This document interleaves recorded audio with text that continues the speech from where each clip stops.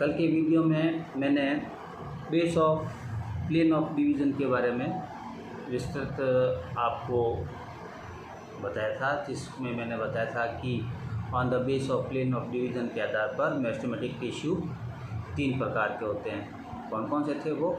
मास, plate और rib meristem. इसी के क्रम में अब तीसरा आता है base of position in plant body.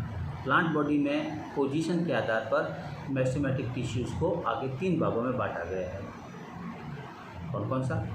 Apical meristem, intercalary meristem और लेटरल मेरिस्टेम। तो सबसे पहले आ जाते हैं एपिकल मेरिस्टेम। यह जो मेरिस्टेम है वो प्लांट के किसी भी पार्ट के टिप भाग पर पाया जाएगा, यानी शीर्ष भाग पर पाया जाएगा। और जिस स्थान पर, यानी प्लांट के टिप भाग पर जिस स्थान पर ये उपस्थित होगा उसे एपिकल पॉइंट या ग्रोइंग पॉइंट कहेंगे।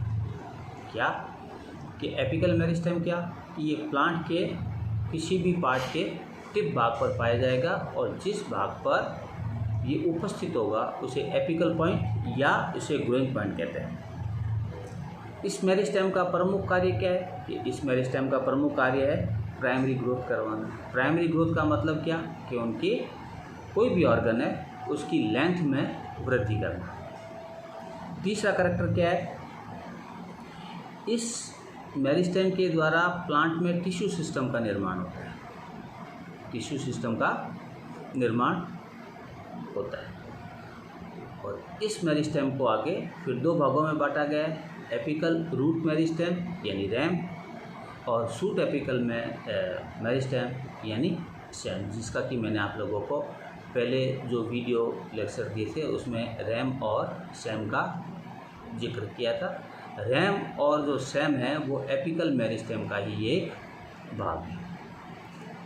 तो पहला कौन सा हुआ? Apical meristem. इसको वापस समरी कर देता हूँ। क्या कि एपिकल मेरिस्टेम है वो प्लांट पार्ट के टिप भाग पर पाया जाएगा और जिस भाग पर पाया जाएगा उसे एपिकल पॉइंट या ग्रोइंग पॉइंट कहेंगे। इस मेरिस्टेम का प्रमुख कार्य क्या है? इस मेरिस्टेम का प्रमुख कार्य प्राइमरी ग्रोथ करवाना है।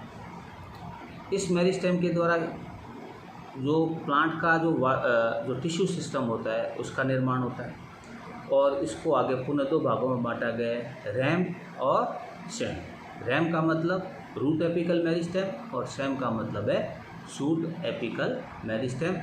ये रूट एपिकल मेरिस्टेम और शूट एपिकल मेरिस्टेम है, ये आपके सिलेबस में सबसे पहला पॉइंट है। इनके बारे में कुछ थ्योरीज है, जब इनकी बारी आएगी तब आप लोगों को इसके बारे में पूरा डिटेल से समझा दूंगा। दूसरा आता है इंटरकैलरी मेरिस्टेम। इंटरकैलरी मेरिस्टेम क्या होता है कि ये स्टेम एपिकल मेरिस्टेम का ही पार्ट होता है। कौन सा? स्टेम का पार्ट होगा। कौन? Intercalary meristem. तो इंटरकैलरी मेरिस्टेम स्टेम यानी स्टेम एपिकल या शूट एपिकल मेरिस्टेम का ये भाग होता है। ये क्या होता है कि जब स्टेम अपनी लंबाई में वृद्धि करता है तो ये थोड़ा पीछे छूट जाता है, ठीक है। और ये मेरिस्टेम कुछ समय तक तो मेरिस्टेमेटिक रहता है, बाद में क्या होता है कि ये परमानेंट टिश्यू में कन्वर्ट हो जाता है, यानी इनमें विभाजनशीलता की क्षमता समाप्त हो जाती है। ग्रेमिनी कुल के जितने भी प्लांट्स हैं, ग्रेमिनी कुल के जो प्लांट्स हैं उनकी लंबाई इसी मेरिस्टेम के द्वारा संभव होती है, ठीक है। तो इंटरकैलरी मेरिस्टेम क्या है कि इंटरकैलरी मेरिस्टेम है वो स्टेम एपिकल मेरिस्टेम का ही एक भाग है, यानी स्टेम का ही एक भाग है। जब स्टेम अपनी लंबाई में वृद्धि करता है तो स्टेम एपिकल मेरिस्टेम का कुछ हिस्सा उसके साथ साथ वृद्धि नहीं करके थोड़ा पीछे छूट जाता है। इस छूटे हुए भाग को अपन कहते हैं इंटरकैलरी मेरिस्टेम। ये इंटरकैलरी मेरिस्टेम जो होता है वो कुछ समय तक तो विभाजनशीलता की अवस्था को ग्रहण किए रहता है। आफ्टर दैट ये क्या हो जाता है? ये परमानेंट टिश्यू में कन्वर्ट हो जाता है। तो ग्रेमिनी कुल के जितने भी मेंबर्स हैं उनकी जो लंबाई है वो इस इंटरकैलरी मेरिस्टेम के द्वारा ही संभव है, ठीक है। अब आता है तीसरा लेटरल मेरिस्टेम।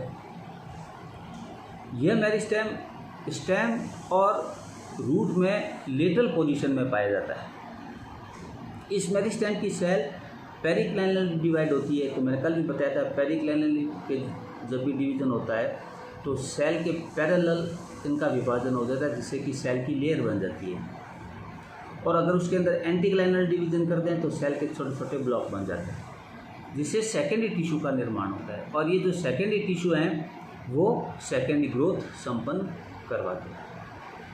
और जब सेकेंडरी ग्रोथ होगी तो प्लांट के डायमीटर में यानी व्यास में वृद्धि होगी। इसके उदाहरण कौन कौन से हैं? इनके उदाहरण हैं इंटरफेसिकुलर कैम्बियम और कोर कैम्बियम। तो इंटरफेसिकुलर कैम्बियम और कोर कैम्बियम का जब भी निर्माण होगा उस समय लेटरल मेरिस्टेम एक्टिवेट होगा। तो लेटरल मेरिस्टेम को वापस बता देते हैं। क्या यह मेरिस्टेम स्टेम और रूट में लेटरल पोजीशन में पाया जाता है।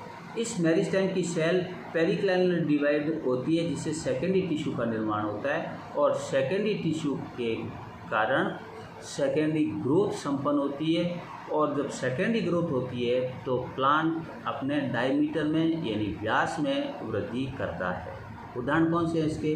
इंटरफेसिकुलर कैम्बियम और कोर कैम्बियम। तो ये था आज का base of position in plant body. अब पीछे बचा है एक, तो वो जो एक बचा है उसको कल मैं इसको पूरा करा दूंगा। तो इसका जो क्लासिफिकेशन है यानी इलाबोरेट विस्तृत वर्णन है वो कल इसका संपन्न हो जाएगा।